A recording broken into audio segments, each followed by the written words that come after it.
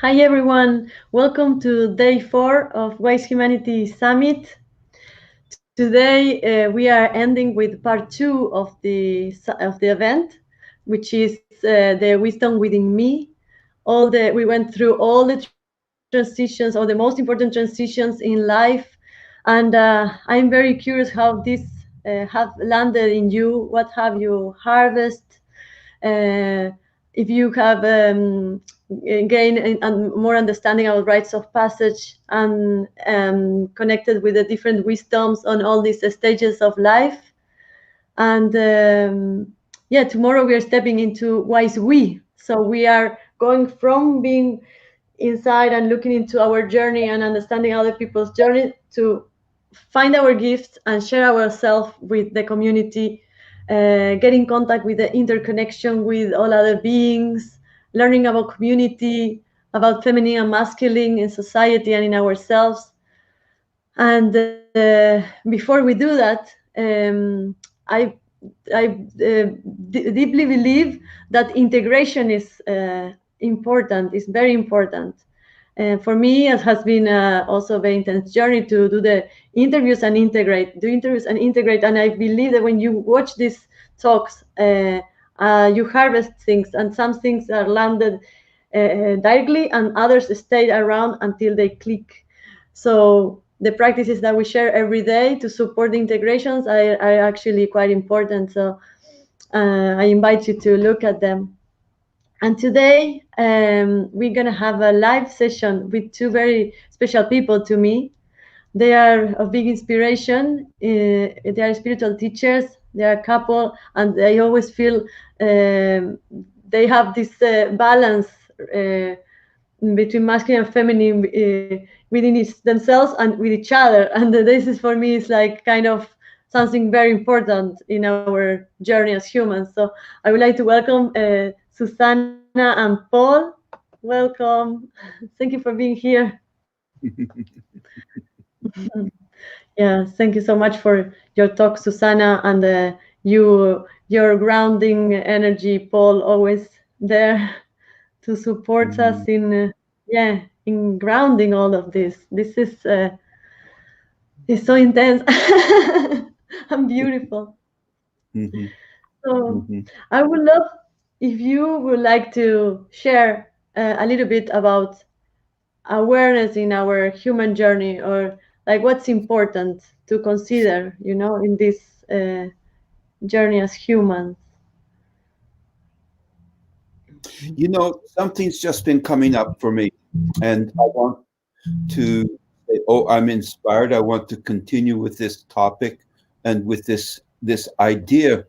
And I got to live, 15, 20 years in Australia, um, and was blessed. I think I went with the attitude that wherever I went in life and in journey, that each place would have a specific individual and pertinent lesson for me. And in Tasmania, in Australia, the importance for me was the connection with the land, and um, in pursuing that, and as the land revealed itself more to me, I got closer to the indigenous people, and that was uh, maybe uh, profound.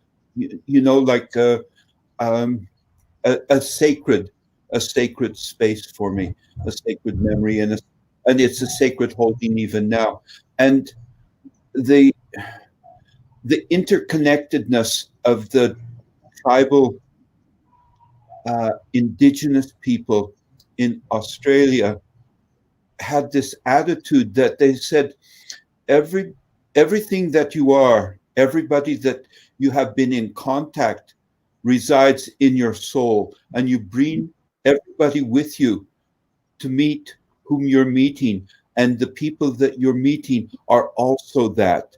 They are a collective of everybody they've seen, felt, been with, and so when you talk about the collective, and um, I just feel that this is a chance. It's not just me.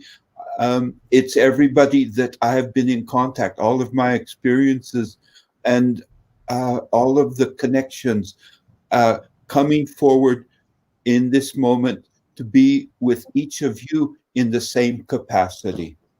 And that was Mm. that was that was the thought that came up that I wanted to share. Oh, thank you. Yeah. Thank you. I love listening to this. It feels really, yeah, it feels really expanding and loving, no? To, yeah, thank you so It's a much. it's it's a quantum into um, a fuller dimension. Mm. Yeah, Mm. it uh, the it includes time and individuality with universality and the infinite. Yeah, it's this interconnection with interconnectedness and our own individuality as well is like, yeah, thank you for sharing that. That it feels like Yeah. resonates. Mm, mm, So, mm. And one thing um, that comes to me is that I'm just thinking about all of us will go back to the land. Either our bodies will be put into the earth, or we will have ashes that get put into the earth. And I think we don't understand the power of the land and our relationship to it. And there are, it's a theme that has many, many different dimensions to it. And there are elemental forces that the Tibetans know about. Many indigenous cultures talk about the elemental forces that are inherent in the land. And we need to harmonize ourselves with them if we want our life unfolding to be optimal. So mm, I think it's important to contemplate that because it can reveal itself to us on many different levels over mm. time. And what would you say like stops us from giving this step, no, into the land, into this opening to the interconnection? You know, I know some people talk about trauma, about different things, about the conditioning of society, but I don't know. Um, Maybe do you have like an idea how we can do uh, Mm-hmm. to consciously step into this connection with the land and with all other beings?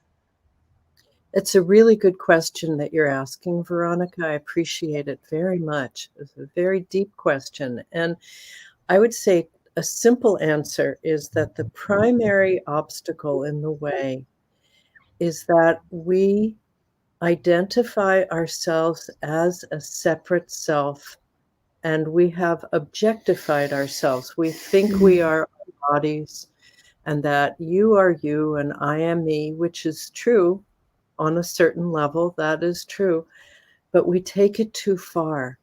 And so we don't see how we are interpermeated with all of life around us. And I think that there's a real need to challenge the over solidification of the separate self mm, concept. And mm, that will help us to relax the body armoring and body tension patterns, as well as a lot of the mental concepts and the emotional armoring and all of that stuff. So we mm, have to be willing to challenge the assumption I am a separate self mm. Wow, because this, we yeah. open and all of the natural world can start to be received by us. Mm. We miss the signals. Yeah, I would love maybe in the end of this talk if you could do a meditation to help us feel reconnected and not separated. um, but yeah, this is yeah, it's a big step like we need to take into feeling unity. There's a lot of inner work and that we need to do. Both And ways. We have to be open to the place where what you are and what I am is not different, and we have to fulfill our individuation process, where what you are is very unique and what I am is different and very unique. Both ways. and it feels like there needs to be a lot of acceptance also on how others are. It's like we have been going through so much, creating so much shapes, that in a way, like now we need to break through those shapes so that we can also accept our diversity. Like I am like this, I have my gifts, you have yours, and we all have something to do, but it doesn't need to be the same. It doesn't need to be, no, this of acceptance, I feel, is also like something with respect and acceptance needed, no? Or Yeah. in a Well, if we can accept ourselves to the degree we can accept ourselves and have integrated our shadow, there's judgment. It's easy to extend that to others. Easily. There's no others. And it has a lot to do with our heart center, reintegrating with our own heart center. Many of us have gotten top heavy. We live from up here. And when our heart opens, then it's easy. One of the things that I found that, like, for me was like a huge gate open after, during our talk about awareness to embrace life and be real, was this about the duality and the gate between them, between, this stepping into. And I would love if you two could share a little bit about this, because sometimes we talk about non-duality or not polarity, and there is a feminine and masculine, and there is, like, within also hormonal, even there is that. And what is healthy how is a healthy relationship with that, within and with others? No, there is a lot of separation there, I feel, in generations also, but to start with this, because that is within, no, we have that, all of us. So and so that we can go through it and open this gate you talk about, that is very, I feel, is fascinating. I take inspiration from the Tibetan Buddhists, and the thing that is very apparent for them in their iconography is the union of the male and the female principles, and they have a construct of understanding which is referred to as a mandala. And in a mandala, it's actually a union. You could call it a yoga of opposites that have lined up and surrendered to each other, and it's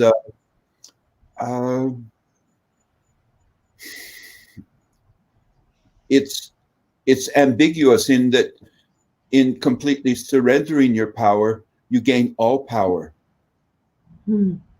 And so and it's as a continuum, it's an exercise in constantly fine-tuning the dynamic, constantly watching, fine-tuning, and adjusting. It's not a fixed polarity. It's an exercise in adaptation, and that's maybe enough explanation. In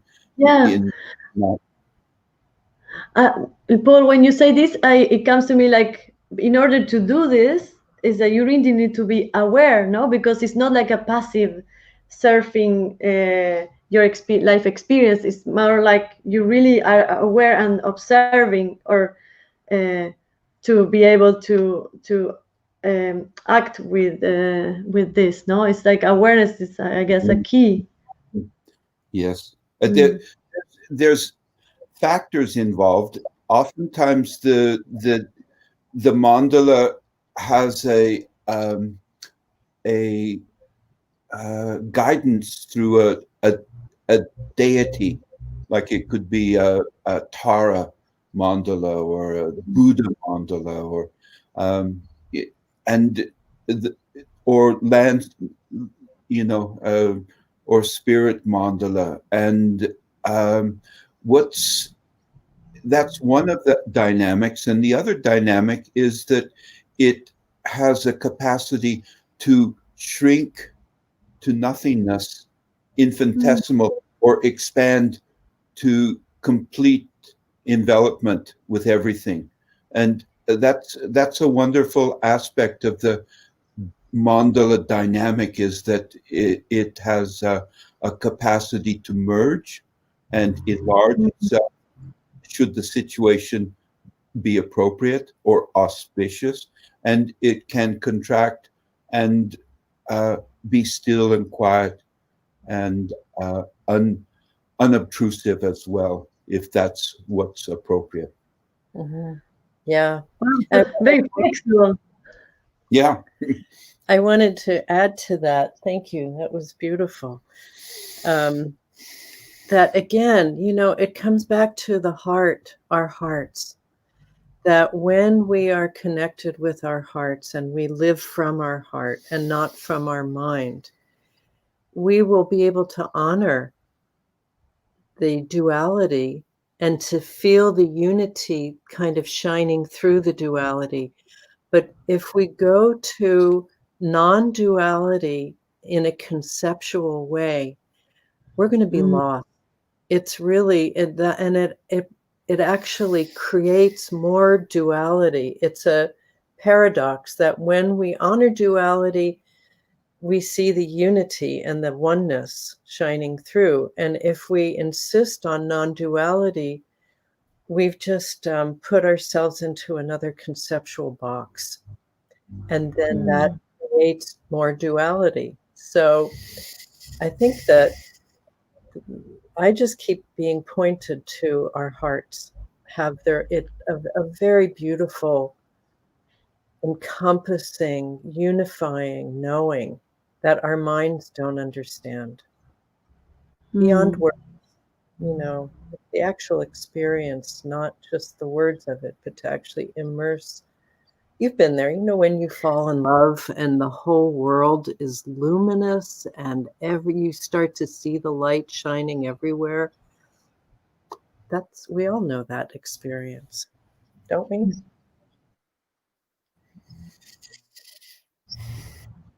Yeah. Ah, so reconnecting with that feeling, to that, with that connection. So it's And very supportive to have these examples, I feel. yeah. Yeah. So I I hear that awareness is important, reconnecting with the land and learning from nature and tribes about interconnection. Uh, I love this flexibility also that Paul was talking about. That we can be expanded, or we can be.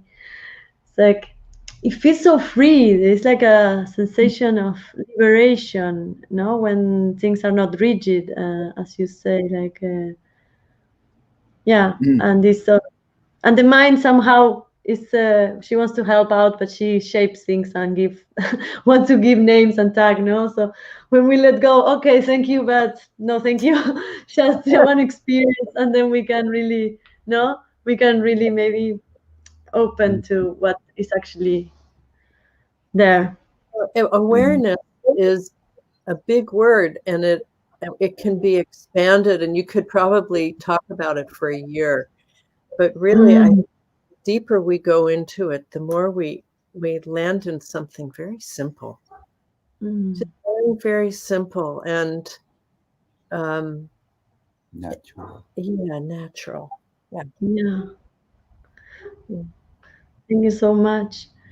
Uh, would you like to share like a meditation or a guided visualization of for us to go into that space of feeling united, like bringing those separate parts and create awareness, like because in the talk I felt so strongly that you guided me.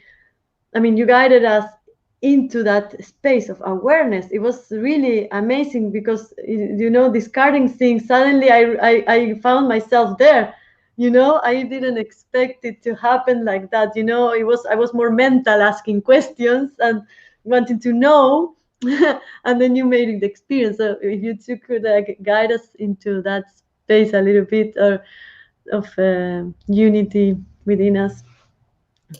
I would. And I want to say one thing. I did not experience your questions as mental. I experienced you as asking just the right questions. And you had a lot to do with where we went in that interview. It wasn't just me, it was us. So, yeah, Thank no, I really enjoyed it. And so, yeah. Okay, so maybe we can just close our eyes and take a deep breath and begin to sense into your relationship with the ground through the agency of gravity. Just feel gravity holding you. And take some deep breaths all the way down to our bellies as we sense. Sensing is really important here. Sense into the holding that's always here, how the land, wherever you are in South America, we are in Europe, but the land is always under us and gravity always holds us to it. And let the mental activity just settle out on the exhalation. We don't need much mind at the moment. We shift into the channel of sensing deeply into our feet and our bottom and our hands. And we can sense our heart.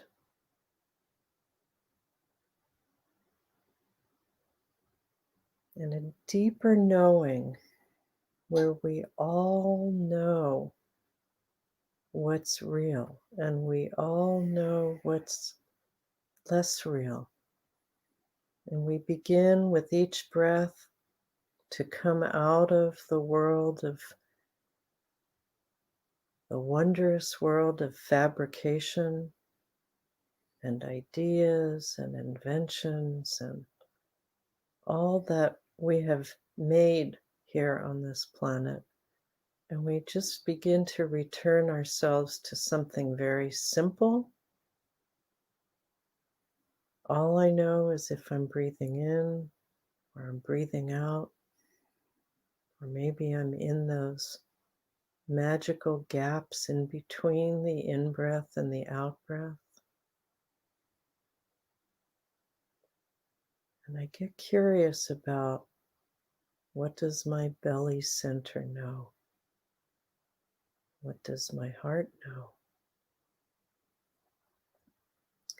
Just even holding that question can begin to open and activate something in us.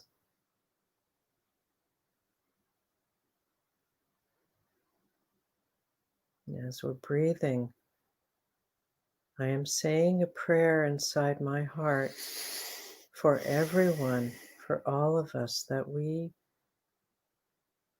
come into a deeper self-remembering, and this deeper knowing, more indigenous knowing in us, where we unite with ourself beyond time and allow it to have its wisdom be received. This is our inner wisdom summit. And we allow ourselves to expand to whatever degree we are able and comfortable to do so. So we encompass more and more of ourselves. And through that, eventually, we encompass all beings in the recognition of that which unites us all. May each being hearing this right now be blessed by the blessing that they already are, and be able to receive their own blessing and the blessing of the natural world that so wants to be received, so wants its blessings to be received by us. So simple.